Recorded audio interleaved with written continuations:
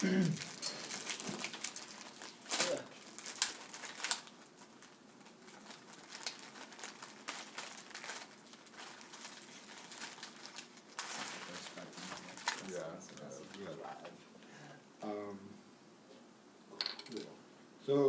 kind of, I want to talk about like kind of a few things. Like, one, like I'd heard through the grapevine, like, you know, Tang-Shi's back, you know, see how like you do with that.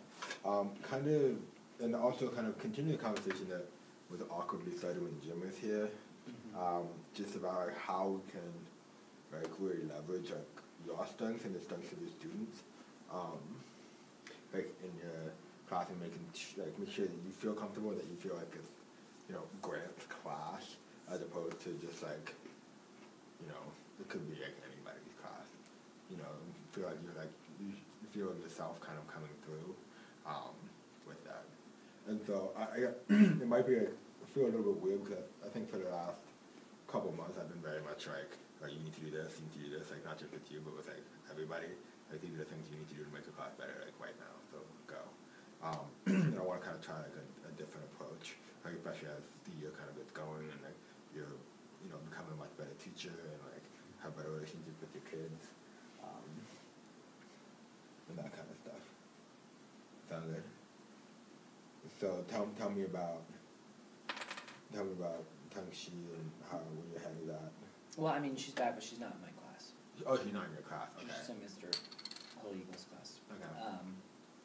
I mean, so it doesn't totally affect me. It's just that she is a natural rallier, and she doesn't like me.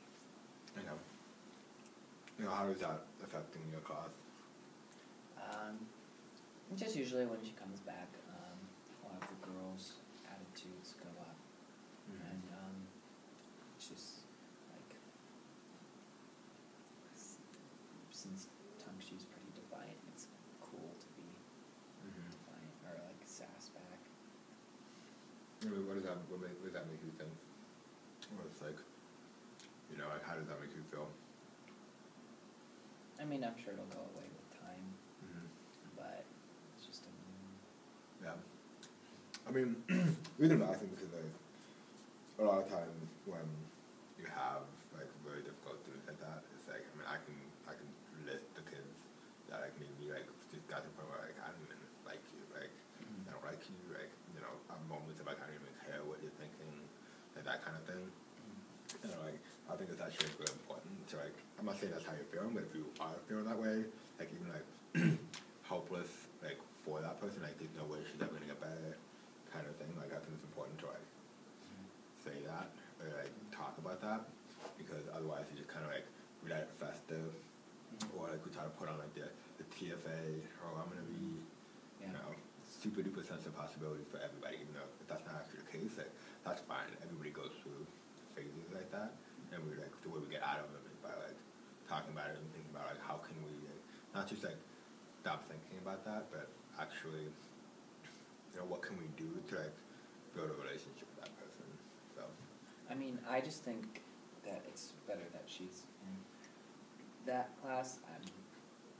I think, like, I don't dislike Tang-Shi.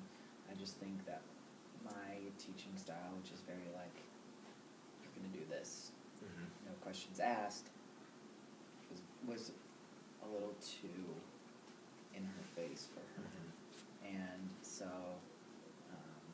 whereas Mr. Holy Eagle is much more subdued and just more chill than I am.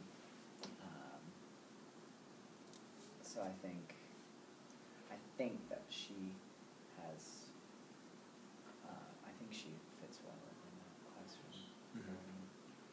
yeah. Cool. I mean, how you feel about your kids right now?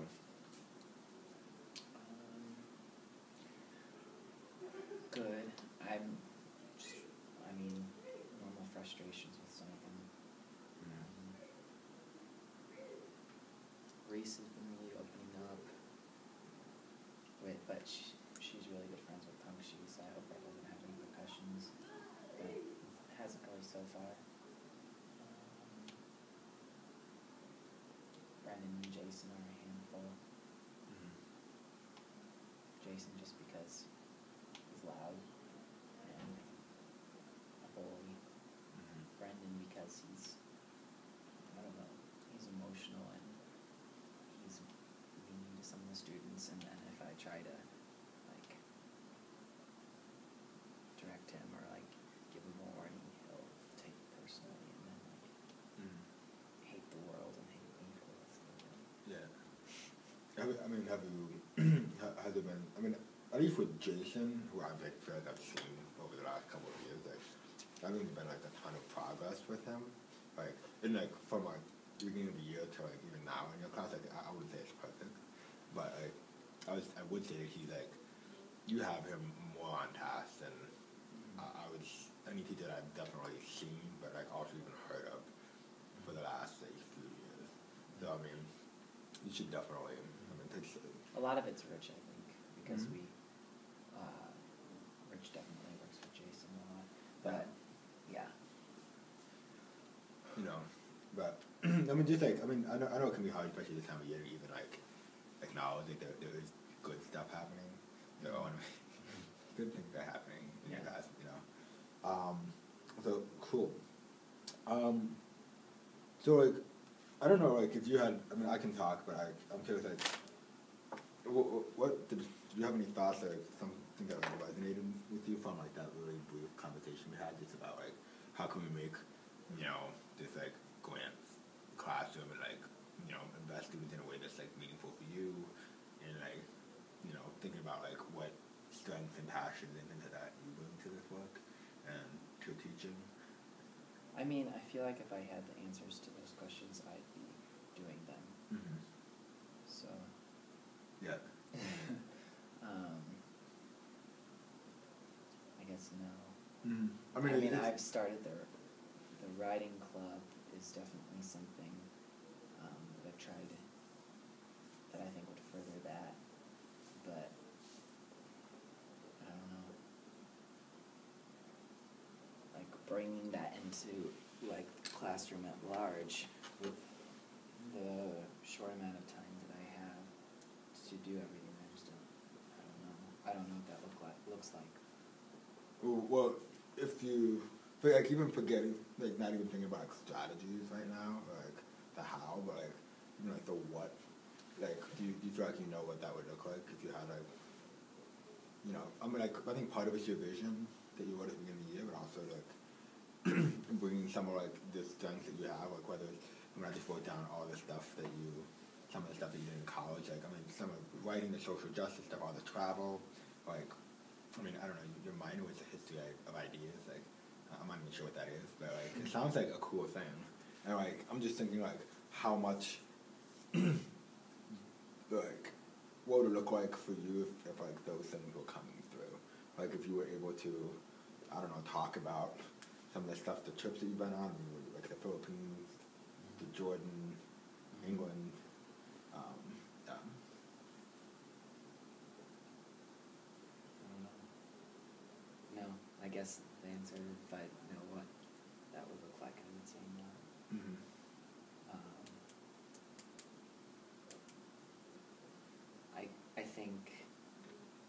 I think a lot of those things that I could see would maybe come through if it was like an English class, but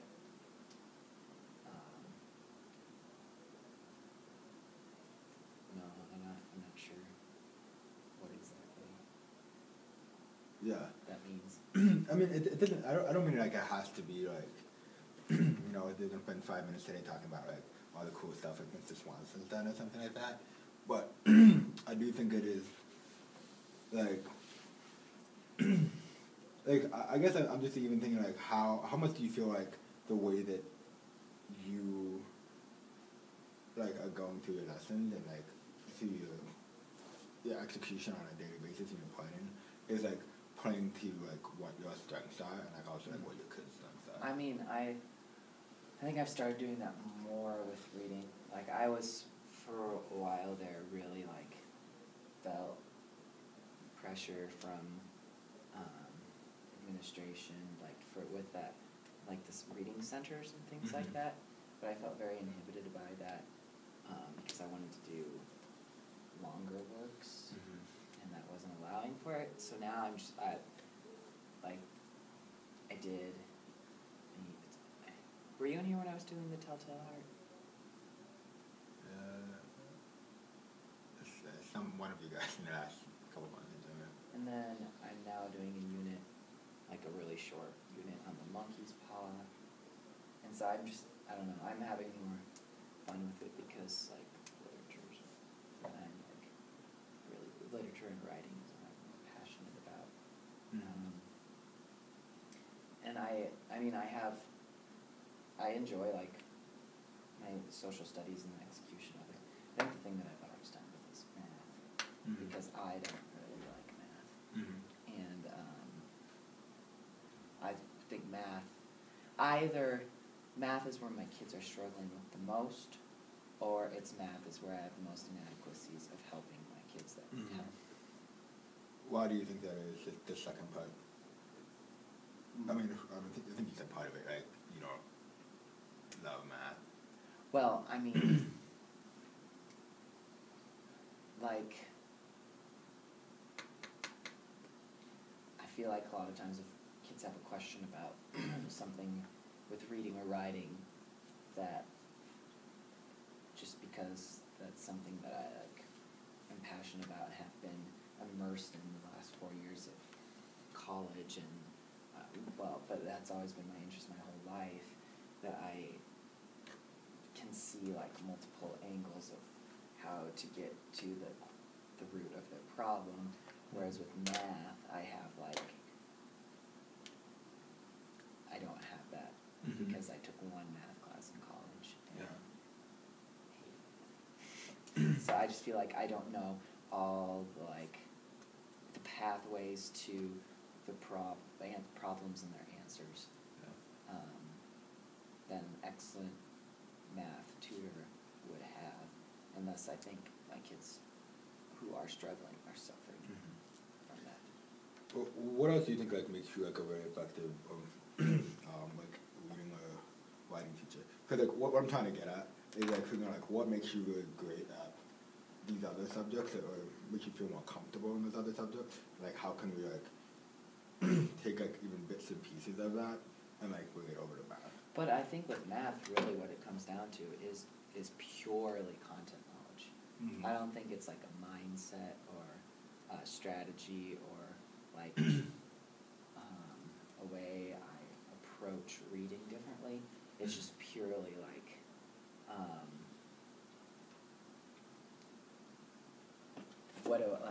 trying to explain to the kids how tenths is bigger than in the hundredth place.